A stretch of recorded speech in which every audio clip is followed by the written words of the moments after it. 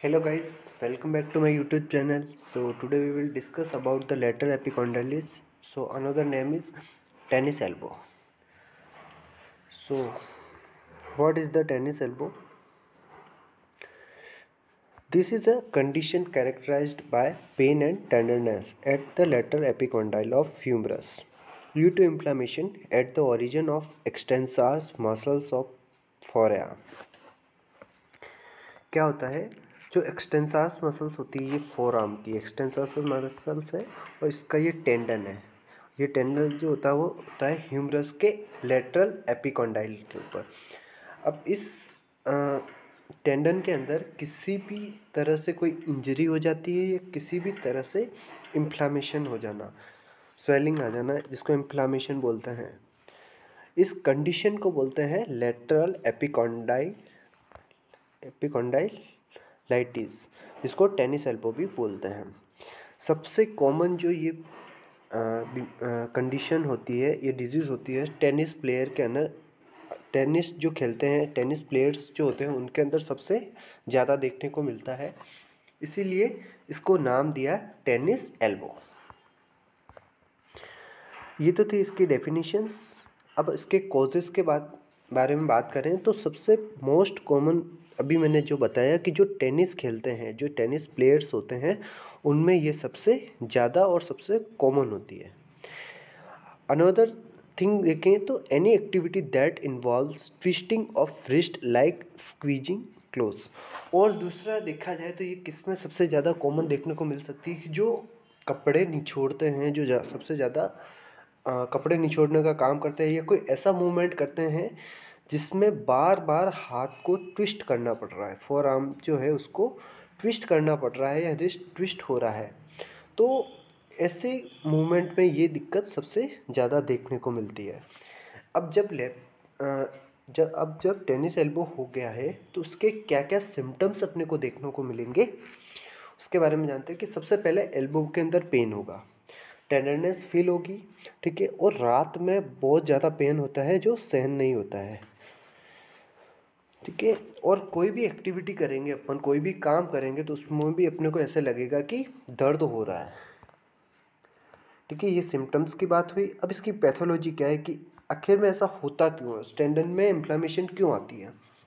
तो एक ही एक्टिविटी को बार बार करने से जो टेंडन होता है एक्सटेंसर्स मसल्स का, उसके अंदर माइक्रो ट्रोमा हो जाता है, ठीक है। या अपन यूँ कहते हैं कि जो टेंडन है वो इरिटेट हो जाता है, ठीक है, और वो अपने आप को सेफ करने के लिए पेन प्रोड्यूस करता है, ठीक है। जो पेन जो होता है वो अपने आप में एक प्रोटेक्टिव मैकेनिज्म है, ओके। अब कोई क्रोनिक टीयर हुआ है, अगर एक्सटेंसर्स कार्पा रेडियलिस ब्रेविस जो मसल्स है उसके टेंडन के अंदर, है ना, तो वो भी एक पैथोलॉजी होगी, ठीक है। अब बात करते हैं कि मैकेनिज्म ऑफ इंजरी वो कैसे होता है। ओवरयूज सिंड्रोम वही जो बार बार एक्टिविटी को करते जा रहे हैं, पेन हल्का हो रहा है तो अपन उसको अवॉइड करते हैं कि चलो होता होगा, ज़्यादा कर लिया इसकी वजह से हो सकता है, उसको अवॉइड करने की वजह से और बार बार रिपीटेड मूवमेंट करने से या फोर्सफुल मूवमेंट करने से ये बीमारी हो सकती है, ठीक है। और दूसरी चीज़ जो अभी अपन ने डिस्कस किया कि टेनिस प्लेयर्स जो होते हैं उसमें सबसे ज़्यादा मोस्ट कॉमन होती है, ठीक है। कोई भी एक्टिविटी को लंबे समय तक करने या फिर रैपिडली एक्टिविटी करने की वजह से भी ये हो सकता है। अब मेन बात यह है कि अपने को कैसे पता चलेगा कि एक्चुअल में ये टेनिस एल्बो ही हुआ है। तो उसके कुछ फिजिकल एग्जामिनेशन है, ठीक है। सबसे पहले अपन एक्सरे वगैरह जो करवाएंगे कि क्या पता कोई बोन्स के अंदर तो कोई डिफ़िकल्टी नहीं है, तो एक्सरे में ऐसा लेटरल एपिकॉन्डाइलाइटिस का कुछ भी नहीं दिखता है, ठीक है। अपने को फिर फिजिकल एग्जामिनेशन करें, उसके अंदर सबसे पहले एल्बो के अंदर अपन क्या चीज़ देखते हैं, स्वेलिंग बहुत रेयर केस में आती है, ठीक है। मैक्सिमम जो प्रेजेंट होगा वो टेंडरनेस होगी ओवर द लेटरल एपिकॉन्डाइल के ऊपर की साइड, ठीक है। रेंज ऑफ मोशन नॉर्मल रहती है इसके अंदर, ठीक है। और अपन चेक करने के लिए एक्टिव रेंज ऑफ मोशन कर सकते हैं, पैसिव रेंज ऑफ मोशन भी चेक कर सकते हैं।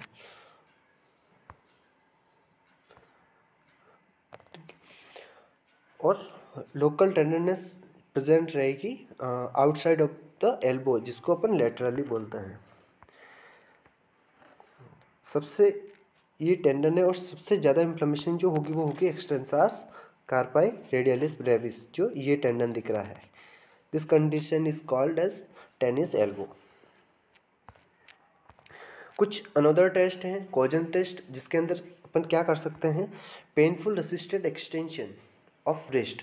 रिस्ट का एक्सटेंशन करेंगे, रेसिस्टेड मतलब पेशेंट खुद एक्सटेंशन करेगा रिस्ट का और अपने को थोड़ा सा असिस्ट करना है, ठीक है। उसके साथ ही क्या होगा, with elbow in full extension, जो एल्बो होगी वो फुल एक्सटेंशन में होगी, ठीक है। तो जब अपन ऐसा रिस्ट को रेसिस्टेड एक्सटेंशन देंगे तो जो पेन है वो पेशेंट फील करेगा लेटरल एल्बो पे, लेटरल एपिकोंडाइल के ऊपर पेन फील होगा। दैट मीन्स टेस्ट पॉजिटिव है। उसको और कंफर्म करने के लिए एल्बो जो होगी वो एक्सटेंशन में होल्ड करेंगे, ठीक है, पैसिव रिस्ट फ्लेक्शन करेंगे एंड प्रोनेशन करेंगे, तो और ज़्यादा पेन बढ़ेगा लेटरल एपिकोंडाइल के ऊपर। अनदर टेस्ट है मोर्सले टेस्ट। इसके अंदर क्या होगा, resisted extension of the middle finger, जो मिडल फिंगर होगी उसका रेसिस्टेड एक्सटेंशन करेंगे, उसके अंदर भी लेटरल एपिकोंडाइल के ऊपर पेन जो है वो फील होगा पेशेंट को। दैट मीन्स टेस्ट पॉजिटिव है एंड टेनिस एल्बो है। अब ट्रीटमेंट की बात करें तो कंजर्वेटिव मैनेजमेंट के अंदर अपन देखेंगे, सबसे पहले रेस्ट देना है। अगर एक्यूट कंडीशन में पेन हुआ है, पेन यानी कि 5 से 10 दिन हुए हैं और पेशेंट अपने पास आए, तो सबसे पहले उसको रेस्ट का बोलेंगे। रेस्ट के साथ साथ अपन बोलेंगे कि उस जहाँ पे दर्द हो रहा है लेटरल साइड, जो आउटसाइड ऑफ द एल्बो, वहाँ पे आइसिंग करनी है, ठीक है। और फिजियोथेरेपी भी उसके साथ अपन दे सकते हैं, ठीक है। उसके बाद टेनिस प्लेयर एक्सरसाइज जो होती है वो करवाएंगे, स्मॉलर ग्रिप, एल्बो स्ट्रैप देंगे, है ना, एंड अल्ट्रासाउंड थेरेपी देंगे अपन। अगर इससे भी पेशेंट का नहीं ठीक होता है, बहुत ज़्यादा सीवियर प्रॉब्लम हुई है, उसके अंदर अपन क्या कर सकते हैं, कॉन्डाइलर्स मसल्स जो है उनको रिलीज़ कर सकते हैं, ठीक है, बाय सर्जिकल मैनेजमेंट। एंड जो एक्सटेंसर्स मसल्स है उसको भी रिलीज़ किया जा सकता है, या फिर जो बर्सा है जिसमें बहुत ज़्यादा दिक्कत हो रही है उसको बाहर सर्जिकली बाहर भी कर सकते हैं, एक्सिजन भी कर सकते हैं। Thank you.